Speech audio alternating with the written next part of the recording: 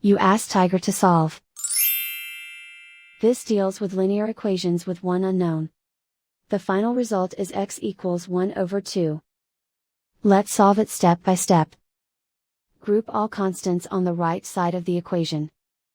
Subtract 4 from both sides. Simplify the arithmetic.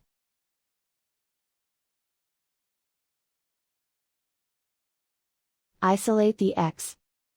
Divide both sides by -8. Cancel out the negatives. Simplify the fraction. Cancel out the negatives.